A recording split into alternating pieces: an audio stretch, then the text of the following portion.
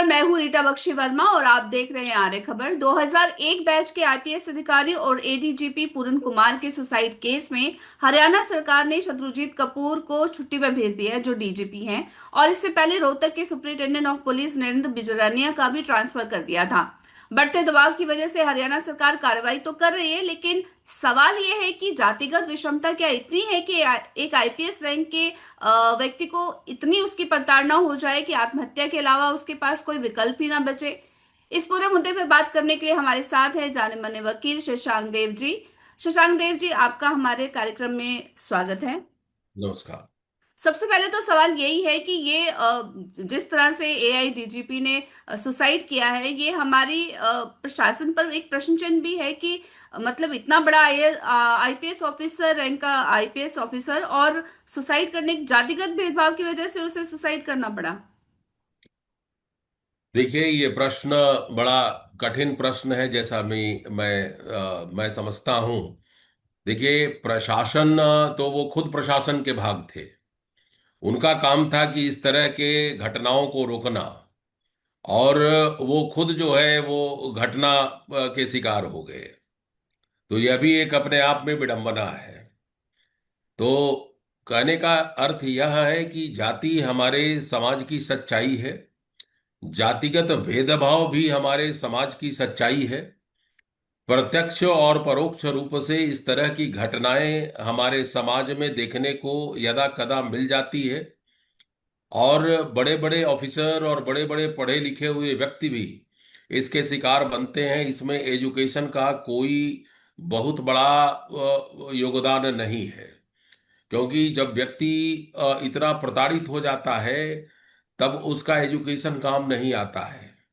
नहीं, और कहा तो वह यही जाता है ना कि एजुकेशन जो एक ऐसा टूल है जिससे आप किसी भी भेदभाव को रिमूव कर सकते हो, यही सोचकर तो चीजें आगे बढ़ती हैं। लेकिन अगर यही एजुकेशन है, ये आपका इस तरह का अगर आप ऊंचे पद पर भी हैं और अगर उसके बाद भी भेदभाव होता है, तो सवाल तो उठना लाजमी है कि फिर किस तरह से देखिए इस भेदभाव को कम किया जाएगा, मिटाया जाएगा। देखिए देखिए, जहां तक कम करने की बात है, वो तो एक अलग विषय है। विषय यहाँ पर यह है कि क्या जो आईपीएस एडीजीपी थे, उनका ये कदम गलत था और सही था।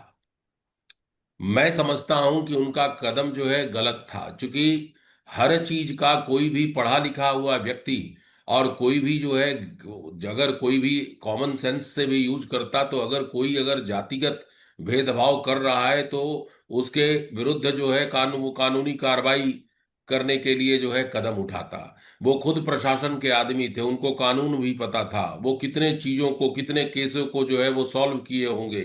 उनको जो है इस तरह का कदम उठाना ही जो अपने आप में जो है एक मिस्टीरियस प्रश्न है। और मुझे नहीं समझ में आता है कि आखिरकार क्यों उनको ये कदम उठाना पड़ेगा। उनके नहीं पास नहीं, पुलिस उनके थी। साथ में बात तो ये है कि उनके जो ऊपर के जो अधिकारी थे वो उनके साथ भेदभाव कर रहे थे। और दूसरा, ये कुछ दिनों की बात नहीं थी, 7-8 साल से वो लगातार इस तरह की परेशानी से जूझ रहे थे।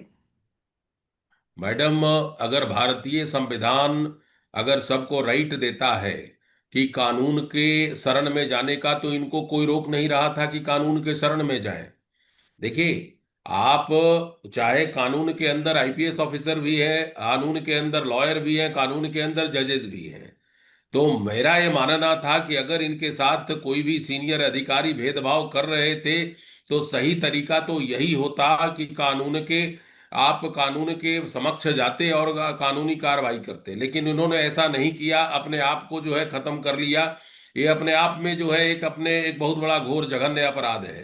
बिल्कुल, लेकिन जैसे कि आप कह रहे हैं, ये आत्महत्या करने वालों के ऊपर तो हमेशा ये बात की जाती है कि ये नहीं किया जाना चाहिए और इससे लड़ने की बात करते हैं हम लोग। लेकिन अब क्योंकि बात ये हो रही है कि ऐसा करने को मजबूर क्या हम क्यों हुआ, क्या समाज इस तरह का है या चीजें उनके कंट्रोल में ही नहीं हुई कि उसके बाद उन्होंने कर लिया, वो अलग विषय है। लेकिन सवाल तो हमारे प्रशासन पर उठता है ना कि इतना बड़ा आईपीएस अधिकारी है और उसके बाद भी उसको ये करना पड़ा। तो मैडम, प्रशासन के तो वो खुद सदस्य थे। आप किस पर प्रश्न उठाएंगे? प्रशासन अगर खुद अपने आप को अगर सुसाइड करता है, ये दूसरे को रोकते और खुद ये शिकार बन जाते हैं, तो प्रशासन क्या करेगी? एडीजीपी से बड़ा प्रशासन होगा किसी स्टेट में?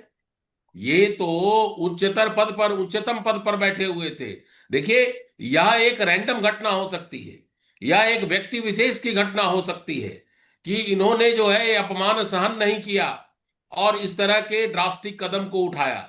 मेरा ये मानना है कि समाज में इस तरह की घटनाएं घटती है, उसको एक सिस्टमिक रूप देना गलत होगा। जिस प्रकार का राजनीतिकरण हो रहा है इस मुद्दे को, मैं समझता हूं कि इससे बचना चाहिए। ठीक है, उन्होंने 14 आदमियों को सुसाइड के लिए उन्होंने नामजद किया है, उसकी इन्वेस्टिगेशन होनी चाहिए, और अगर कोई ट्रुथ पाया जाता है तो निश्चित रूप से उनके विरुद्ध कार्रवाई की जाएगी। लेकिन इसको एक राजनीतिक रंग देना मुझे नहीं लगता है कि उचित है। कानून अपना काम करती है और कानून को अपने अपना काम करते रहना चाहिए। और मेरे मेरा मेरा जो ये मानना है कि कानून की भी एक सीमा होती है। हर चीज में कानून आपको जो है ना बचाने के लिए नहीं आएगी, आपको खुद जाना पड़ेगा। कानून को इन्फोर्स कराना चाहते हैं तो कानून को आपको कोर्ट में जाना पड़ेगा, आपको पुलिस में जाना पड़ेगा, आपको वो सारी काम करना पड़ेगा जो जिससे आपको न्याय मिले। अगर आप ये बोलेंगे प्रशासन दोषी है, प्रशासन को तो आप, प्रशासन क्या क्या है? प्रशासन शब्द जो है वो हम लोग से बना हुआ है। प्रशासन जो है, आप प्रशासन के पास जाएंगे, प्रशासन में भी मेरे जैसे लोग आदमी होते हैं। तो मेरा ये मानना है कि प्रशासन को आपको जगाना पड़ेगा। कानून केवल बना देना, कानून बनाना कोई समस्या का हल नहीं है, उसको इम्प्लीमेंट करना जो है वो बहुत बहुत ही महत्वपूर्ण है। तो यह एक रैंडम एक्सीडेंट इसको बोल सकते हैं। हो सकता है प्रताड़ना किया गया होगा जब उन्होंने सुसाइड नोट में अगर 14 आदमियों के विरुद्ध जो है कार्रवाई करने का वो सिफारिश किया है, तो निश्चित रूप से इस तरह की घटना हुई होगी। क्योंकि जातिगत भेदभाव हमारे समाज की सच्चाई है।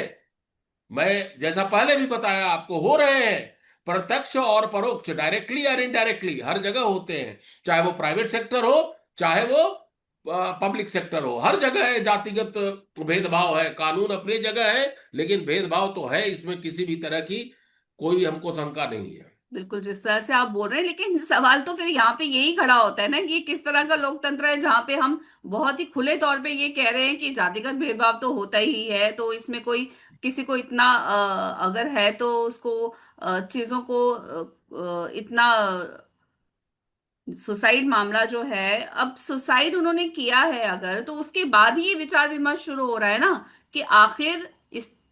जी। मैडम, आप। मैडम, सच बोलना कड़वा होता है। अगर मैं सच बोल रहा हूं कि ये घटना घटती है, मैं ये कह रहा हूं आपको, लेकिन बहुत कम लोगों को पनिशमेंट मिलता है। आज हमारे देश में अगर कानून है, प्रिवेंशन ऑफ एट्रॉसिटीज एक्ट है, हमारा संविधान है, सेक्शन 17 भी, आर्टिकल 17 भी बोलता है, लॉ की थोड़ी कमी है। क्यों नहीं इंप्लीमेंट होता है ये बताएं ना। जैसे आप तो प्रशासन के बहुत बड़े अधिकारी थे, क्या इनको इंप्लीमेंट नहीं करना चाहिए था कानून को?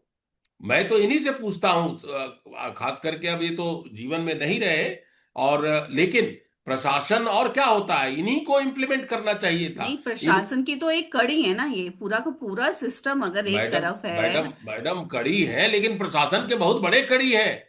इन्हीं के द्वारा जज साहब अपने ऑर्डर को इंप्लीमेंट करते हैं। कोई भी आदमी पुलिस के द्वारा ही, अगर हस्बैंड एंड वाइफ की लड़ाई होती है आप पुलिस के पास जाते हैं। अगर आपका कुत्ता अगर भूल जाता है तो पुलिस के पास जाते हैं। अगर आपके घर में कोई जो है वो गाली दे रहा है तो आप पुलिस के पास जाते हैं। तो this is the basic unit of प्रशासन, और उसके आप सबसे सबसे बड़े सरबराह थे आप। तो मेरा ये कहने का अर्थ है कि आप बहुत बड़े जो है वो स्तंभ थे प्रशासन के। लेकिन मैं उसमें नहीं जाना चाहता हूं। देखिए, आप इसको समझने की जरूरत है। राजा राम मोहन राय ने बहुत लड़ाई लड़ी, बहुत सारे समाज के बड़े बड़े लोगों ने इस जातिगत व्यवस्था को तोड़ने के लिए बहुत सारे कदम उठाए। नेचुरली बहुत टूटा है, लेकिन आज भी इस तरह प्रत्यक्ष और अपरोक्ष रूप में है हमारे समाज में। इसको हमको एक्नॉलेज करने में किसी भी तरह का कोई शंका और संदेह नहीं है। आज दलित के विरुद्ध जितने अपराध हो रहे हैं आप देखिए, अगर अगर ये मानसिकता नहीं होती तो शायद ये अपराध नहीं होता। आप देखिए, यदा कदा लोग जो है इस तरह की घटना घटती है जो जिनको जो जिससे जो है आपको पता चल जाएगा कि इस तरह की घटना जो है घट रही है। और एससी एसटी के जो कानून है, उस कानून में देखिए कितने लोगों को जो है वो एफआईआर हो रहा है। तो अगर ये मानसिकता नहीं रहती तो शायद एफआईआर नहीं होती। मानसिकता तो है मैडम। अब कहाँ ज्यादा है कहाँ कम है वो एक अलग विषय है और अलग चर्चा किया जा सकता है, लेकिन मेरा यह मानना है कि मैं कोई स्वीपिंग जनरलाइजेशन नहीं दे रहा हूं। मैं केवल यही कह रहा हूं कि देखिए, सुसाइड करना गलत बात है। पढ़ा लिखा हुआ व्यक्ति को सुसाइड तो करना ही नहीं चाहिए। अगर पढ़ा लिखा हुआ सुसाइड करता है तो कहीं ना कहीं वो बीमार होता है। ठीक है, अपमान डिस्क्रिमिनेशन एक अलग चीज है, लेकिन बहादुरी से उस चीज को लड़ना एक अपने आप में भी जो है ना बहुत बड़ी चीज होती है। तो मेरा यह मानना है कि इनकी स्थिति इस तरह की होगी और ये उस चीज को टॉलरेट और सह नहीं सके, और उन्होंने इजी रास्ता चुना और अपने जीवन का निर्मम अंत कर दिया। उनको नहीं करना चाहिए था। उन सभी दोषियों को के विरुद्ध केस करने की जरूरत थी। और उसके बाद अगर न्याय अगर इनको मिलता तो बड़ा अच्छा बात होता। लोग जो है इन पर गर्व करते कि प्रशासन में होते हुए भी अपने उच्च अधिकारियों के विरुद्ध इन्होंने वो केस किया और इनकी जीत हुई। लेकिन अगर आप सुसाइड कर लेंगे तो आपके मन में जो दब गया वो दब गया, वो कभी बाहर नहीं आएगा। आज इसी इसी घटना की बात मैं बता रहा हूं। जांच होगी, जांच कमेटी बैठेगी, और ये समय के साथ जो है कहाँ चला जाएगा कोई पता नहीं है। देखिए, लेकिन व्यक्ति तो चला गया। मेरा ये मानना है कि सरकार को भी जितने भी कानून हैं उसको जो है स्ट्रिक्टली जो है इम्प्लीमेंट करने की जरूरत है, जिससे इस तरह की घटना नहीं घटे। क्योंकि ये मैसेज जो है बहुत ही लाउड एंड क्लियर है कि अधिकारी भी भेदभाव के अपराध से अछूते नहीं है। अधिकारियों को भी जो है के समक्ष भी भेदभाव होते हैं। आप देखिए, इनके पास ना पैसे की कमी थी ना पावर की कमी थी, उसके बावजूद भी भेदभाव हो रहे थे। बड़ा दुख होता है अगर इस तरह की घटना घटती है कि हमारे एक होनहार और बड़े ही कर्तव्यनिष्ठ आईपीएस ऑफिसर जो एडीजीपी रैंक तक गए थे, कितना मेहनत किया होगा इन्होंने, और इनका जीवन खत्म हो गया, भेदभाव के बलि चढ़ गया। ये नहीं होना चाहिए था, लेकिन ये हो गया। इसके लिए मुझे खेद है और मैं कंडोलेंस देता हूं उनके फैमिली को कि ये घटना घटी है। अपराधियों को आप जरूर दोषी करें, कोई भी हो, चाहे वो डीजीपी हो चाहे कोई भी हो, अपराधियों को सजा मिलनी चाहिए। इस तरह की घटना हमारे समाज में नहीं घटनी चाहिए। हमारे हमारे समाज में मैं आपके माध्यम से कहना चाहूंगा कि पुलिस और प्रशासन और राजनेता जितने भी कानून हैं, अगर इस तरह के डिस्क्रिमिनेशन होते हैं तो उसको कड़े से कड़े ढंग से लागू किया जाना चाहिए, और जो गिल्टी है उसको पनिश करने का काम किया जाना चाहिए। यही मेरा कहना है। बिल्कुल, आज भी जातिगत विषमता जो है एक बहुत बड़ी समस्या है और इस पर सबको विचार करना चाहिए। इसी मुद्दे पर हमसे बात करने के लिए आपका बहुत बहुत धन्यवाद। Thank you madam.